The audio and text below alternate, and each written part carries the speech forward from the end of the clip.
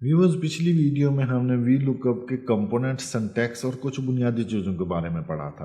आज हम ये देखेंगे कि हम अपने डेटाबेस में वी लुकअप को कैसे यूज़ कर सकते हैं और अपनी कॉमन एरर्स को कैसे रिमूव कर सकते हैं।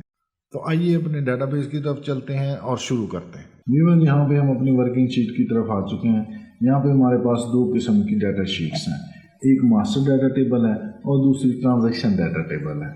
क्योंकि हमारी ज़्यादातर वर्किंग ट्रांजैक्शन टेबल में होती है, तो सबसे पहले हम ट्रांजैक्शन टेबल को देखते हैं कि इसमें कौन कौन सी फील्ड्स रिक्वायर्ड हैं जो हमने फिल करनी होती हैं।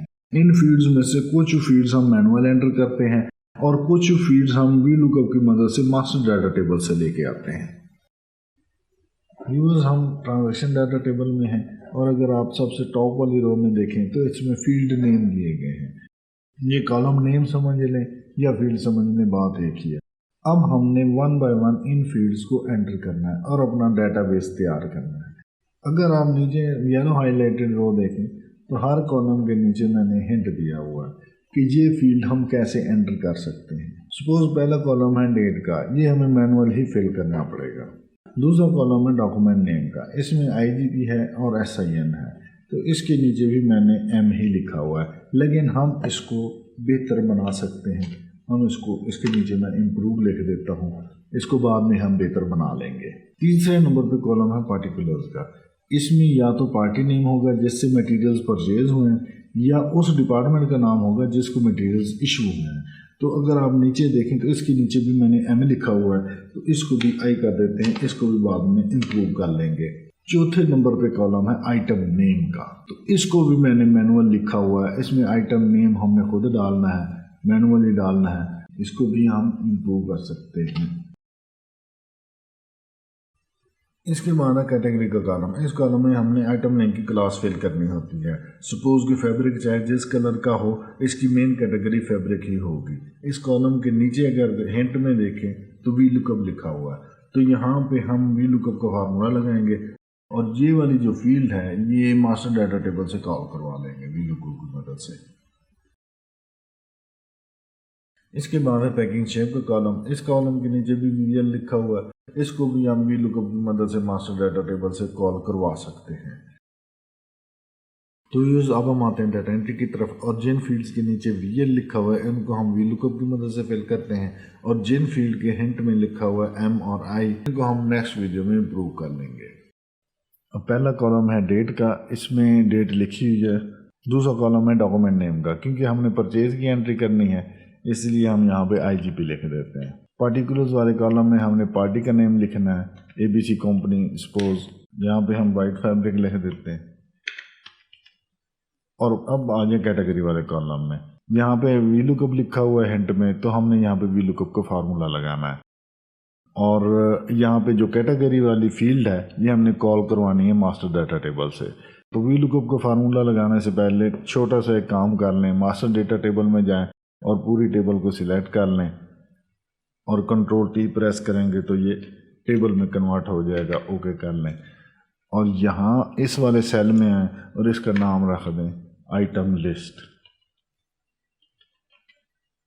एंटर करेंगे तो अब ये इसका नेम मैनेजर में आइटम लिस्ट के नाम से नाम आ गया है। अब दोबारा ट्रांजैक्शन डाटा टेबल में जाएं, यहाँ पे फार्मूला शुरू करें = वी लुकअप। पिछली वीडियो में हमने इसके कंपोनेंट पढ़े थे, तो सबसे पहला कंपोनेंट है इसका लुकअप वैल्यू। लुकअप वैल्यू क्या है, हमने ये इस कॉलम की हमने reference value master data table से उठानी है, तो यही लुकअप वैल्यू है। इसको एंटर कर लेंगे, कॉमा लगाएं। दूसरा कंपोनेंट है टेबल अरे।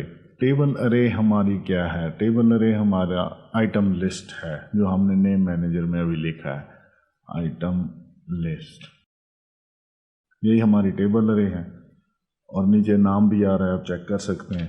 कॉमा लगाएं। कॉलम इंडेक्स में देखें तो कॉलम इंडेक्स में हमारा यहाँ पे कौन सा कॉलम है, मास्टर डाटा टेबल में जाएं और कैटेगरी का कॉलम नंबर 3 है, 3 लिख दें, फिर कॉमा लगाएं। चौथा कंपोनेंट है रेंज लुकअप का। इसमें हमने दो ही ऑप्शन पढ़े थे, एक ट्रू का एक फॉल्स का।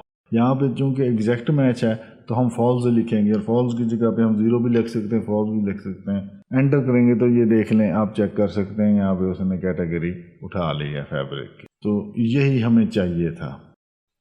नेक्स्ट कॉलम है पैकिंग का। तो अब हमने पैकिंग वाली फील्ड फिल करनी है, तो इसके नीचे वी लुकअप लिखा हुआ है, तो इसका मतलब यही है कि हमने ये वाली फील्ड मास्टर डाटा टेबल से कॉल करवानी है। तो इसमें वी लुकअप का फार्मूला लगाएंगे। तो फार्मूला लगाने से पहले छोटा सा काम ये कर लेते हैं कि मास्टर डाटा टेबल में जाएंगे और पैकिंग की कॉलम की वैल्यू चेक कर लेते हैं। तो इसमें ये 5वां कॉलम है। अब फार्मूला लगाते हैं, is equal to V lookup small bracket, ये वाली फील्ड हमारी लुकअप वैल्यू है, कॉमा लगाएंगे। टेबल अरे हमने पहले डिफाइन की हुई है, तो आइटम लिस्ट लिख देंगे, कॉमा लगाएंगे। उसके बाद है कॉलम इंडेक्स। तो मास्टर डाटा टेबल में पैकिंग वाले कॉलम की जो वैल्यू वो 5 है, 5 कर लेंगे, कॉमा लगा देंगे। अब हमने एग्जैक्ट मैच करना है, और एग्जैक्ट मैच करने के लिए फॉल्स या 0 हम दोनों में से कोई भी एक लिख सकते हैं, और ब्रैकेट क्लोज और एंटर करेंगे तो ये वैल्यू उसने कॉल कर ली है। इसके बाद कॉलम है नंबर ऑफ पैक्स का। इसमें हमने वो क्वांटिटी लिखनी है जो हमने रिसीव की है। तो इसमें सपोज हमने 10 रोल रिसीव किए हैं। अब है यूएम का कॉलम, तो इसमें भी हमने वी लुकअप लगाना है, is equal to V lookup small bracket lookup value item list, comma, और यहाँ पे हम देखेंगे कि इसकी वैल्यू क्या है, यूएम की वैल्यू 4, तो यहाँ पे हम 4 लिख देंगे। ये यूएम की वैल्यू 4 आ गई, कॉमा आ गया, 0 आ गया एग्जैक्ट मैच के लिए, और ब्रैकेट क्लोज। हमारा भी लुकअप यहाँ पे भी अप्लाई हो गया। सपोज हमने 10,000 मीटर्स परचेज किए हैं, यहाँ पे 10,000 रेट हमारा 110 है, ये हमारी परचेज वैल्यू आ गई, rate multiplied by stock receive. तो एक एंट्री हमारी कंप्लीट इस तरह होती है। और अगर हम दूसरी एंट्री करें, सपोज हमने आईजीबी की दूसरी एंट्री कर ली, XYZ कंपनी थी, हमने बुकरम परचेज किया, यहाँ पे कंट्रोल डी प्रेस करेंगे तो सबसे ऊपर वाला जो सेल है उसकी वैल्यू नीचे कॉपी हो जाएगी, और यहाँ पे भी कंट्रोल डी प्रेस करेंगे तो यहाँ पे भी ये कॉपी हो जाएगा। तो सपोज हमने 50 रोल रिसीव किए हैं, यहाँ पे भी कंट्रोल डी करेंगे तो यूएम उसका ऑटो उठा लेगा। और सपोज हमने 800 मीटर्स रिसीव किया और रेट है 50 रुपये, तो ये उसकी परचेज वैल्यू आ गई। तो व्यूअर्स, इस तरह हमने सारी एंट्रीज करनी है परचेज की और इशुएंस की। तो इस तरह हमारा ये सारा डेटाबेस तैयार हो जाएगा। व्यूअर्स, आज के लिए बस इतना ही। नेक्स्ट वीडियो में हमने जिन कॉलम के नीचे इम्प्रूव लिखा हुआ है इनको इम्प्रूव करेंगे और मज़ीद कंट्रोल इसके डिफ़ाइन करेंगे अपने डेटाबेस को बेहतर बनाने के लिए।